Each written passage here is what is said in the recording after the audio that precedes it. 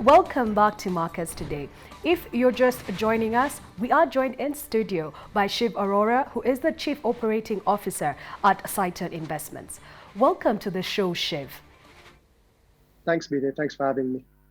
So we just want to get your views on what is happening. COVID has happened. What does that mean for your business model? What are you seeing in as far as investments are concerned in this country? Thanks a lot. So Cytonn's an alternative investment manager. We primarily focus on alternative investments in the real estate space. We also have our regulated affiliate, Cytonn Asset Managers, which manages collective investment schemes and pension funds on behalf of our clients. So on the real estate side, definitely a challenging macroeconomic environment in the country at the moment. We're seeing almost a slowdown in every single industry, and that has also meant that the real estate industry has not been spared. From a construction perspective, it's challenging as sites have reduced or too little to no construction activity, given the current requirements for social distancing. We're also seeing that collections have been very, very slow across the sector, given that a lot of investors, homeowners, buyers are choosing to hold on to their cash. And it's made even more challenging by the government's temporary closure of lands offices, which meant that subleases could not be registered and bank financing could then not be released. So it's definitely been a challenging environment, but one that will slowly be worked out throughout. Obviously, within all of this, there is huge opportunities across the sector. When we look at it from the regulated funds perspective, such as our Cytonn Money Market Fund, our Cytonn Equity Fund, our Cytonn Money Market Fund is actually seeing some of the strongest growth we've ever witnessed.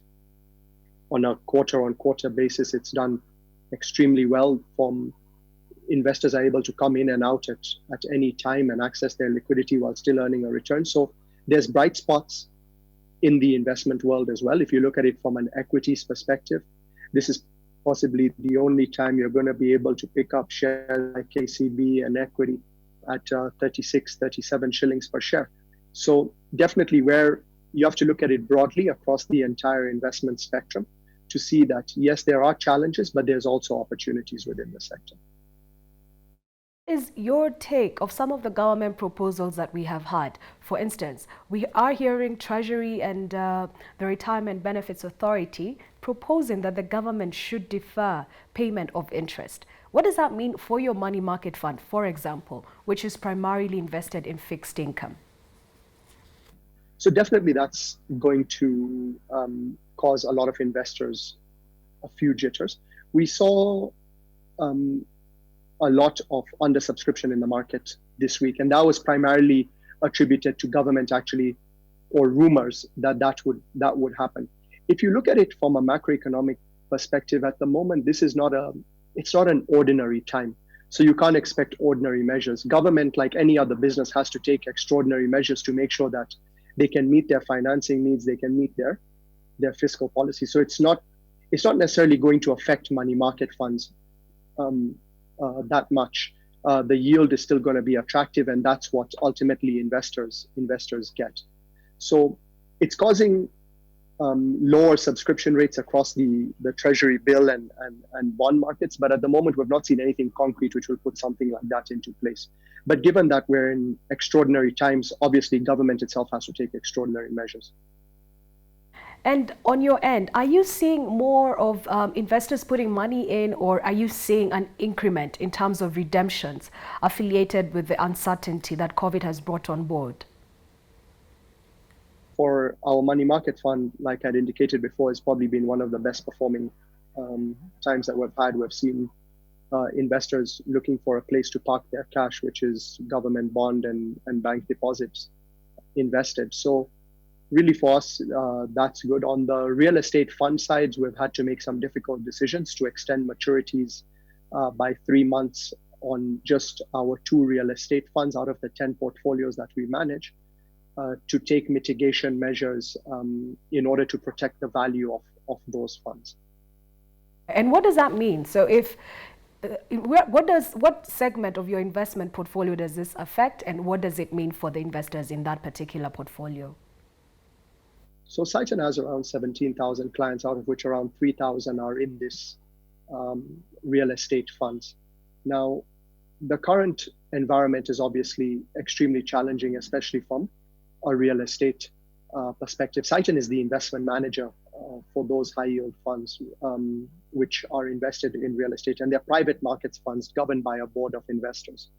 So all maturities for investors were extended by 3 months, given the current operating and real estate environment. As a board and a fund and an investment manager, you have to review the current environment with regards to real estate with matters that are really out of anyone's control and make the decision to extend maturities, because you have to take common mitigation measures in light of the current extremely challenging economic environment.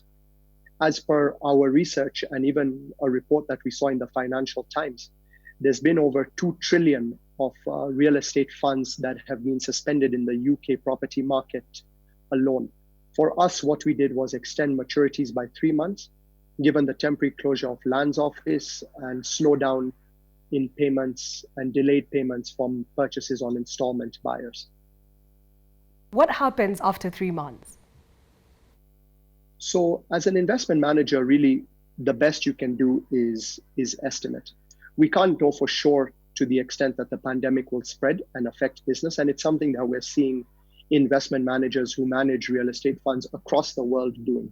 Economies will slowly start reopening and the curve will get flattened. And we've seen that the Kenyan government has already taken measures much before many European countries and also the US reacted. So it's going to be a constant review for all of our investment funds, just as investment managers across the globe are doing. 2 more questions on the same topic. I know I did see a notice that was put out by the Capital Markets Authority. It was just speaking in as far as your portfolio is concerned and engagement with investors. What is the Capital Market Authority saying? Because they're saying that some of your funds are regulated by the Capital Markets Authority, some are not, and the statement was actually more cautionary. What should I make of such sentiments from the CMA, and how should I balance that view vis-a-vis you extending the maturity of one of your portfolios as an investor? So what we saw from the Capital Markets Authority was really just a clarification with regards to which funds come under the regulatory ambit, which is our funds under our fund management affiliate, Cytonn Asset Managers, which is the Cytonn Money Market Fund, the Equity Fund, Balanced Fund, Cytonn High Yield Fund, and also the pension products, which come under the Retirement Benefits Authority, though not under the Capital Markets Authority. And then also a differentiation that we have products which are governed under the private markets, which is our Cytonn High Yield Solutions and Cytonn Project Notes. So it's for an investor just to be able to be advised on which funds come under regulatory ambit and which ones do not come under the regulatory ambit. I think that maybe my final question on this, and I mean, sorry to belabor the point, but I mean, if I have some people here who are saying, okay, I've put 100,000, I've put 3 million, I'm losing my job, or there's uncertainty as far as my job is concerned, and I've put my money in the Cytonn high yielding fund. What do I do? Because they've come and you've said we're extending this by 3 months. What point of recourse does this person have, and how do they manage their expectations? Because they made an investment, they hope they'd get it back. Now they need it, they can't get it back. How does this person then manage that expectation and that relationship with you as Cytonn? So it's definitely not that an investor cannot get money back. When you're in real estate funds, the assets are very good, but the collections from real estate in challenging environments become slowed down. So there's temporary periods of illiquidity within funds. And like I mentioned, we've seen this across 2 trillion shillings of funds in the UK alone. So across the globe, this is a similar thing that's happening with high yield funds and real estate funds.